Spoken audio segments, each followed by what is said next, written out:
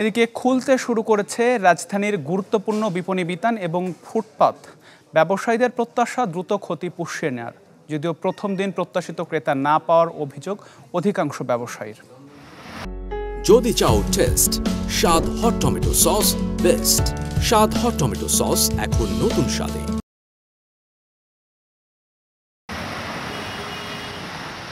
দীর্ঘ এক সপ্তাহ পর খুলছে দোকানের তালা, যে যার মতো পরিষ্কার করছেন নিজেদের ব্যবসা প্রতিষ্ঠান। সকালের এই চিত্র রাজধানীর মহাখালীর আমতলীর অধিকাংশ ব্যবসা প্রতিষ্ঠানের। এক দশক ধরে গৃহসজ্জার পণ্যের ব্যবসা করছেন KM আদিল উদ্দিন। গেল 4 দিনের অস্থিতিশীল পরিস্থিতি কাটিয়ে শুরু করেছেন ব্যবসা। ধোয়ামোছার কাজ শেষ করে অপেক্ষা করছেন ক্রেতার। মূলত কারফিউ শিথিল করায় আশায় বুক বেঁধেছেন তার মতো হাজারো ব্যবসায়ী। 6 থেকে 7 ঘন্টা একটা কারফিউ শিথিল অবস্থা আছে। চিন্তা করলাম যে এই অবস্থা হয়তো একটু দোকানটা খুলে একটু ঝাড়ু মুছু দেই, পাশাপাশি যদি কিছু কাস্টমার আসে, কারণ আমরা এমনি সবাই ক্ষতিগ্রস্তের মধ্যে আছি। এই 4 দিনে আর্থিক ক্ষতির পরিমাণ এখনও নিরূপণ করা যায়নি। পুরোপুরি সচল হয়নি পণ্যের সরবরাহ। তবুও ক্রেতাদের আশায় দোকান খুলে বসেছেন নিউ মার্কেটের ব্যবসায়ীরা।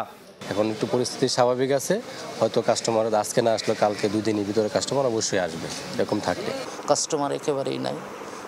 আমরা শুধু বসে আছি, হয়তো আস্তে ধীরে এটা হবে।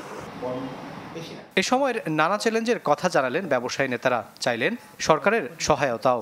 আমরা অবশ্যই খুশি এবং আশাবাদী। আমরা দোকানপাট খুলেছি, এখন ক্রেতা সাধারণ আসবেন, কেনাকাটা করবেন। ক্ষতিটা পুষিয়ে নেওয়ার চেষ্টা করব, যে maximum number of the customer minimum profit, এই ফর্মুলাতে আমাদেরকে যেতে হবে। বিদ্যমান অবস্থায় ব্যবসায়িক কার্যক্রম টিকিয়ে রাখতে ব্যাংক ঋণ পরিশোধের সময় বাড়ানোর পাশাপাশি বন্দর ও অন্যান্য সুবিধার বিষয়ে সরকারের দৃষ্টি আকর্ষণের কথা জানিয়েছেন ব্যবসায়ীরা। রাকিব আল জাবেদ, চ্যানেল 24, ঢাকা।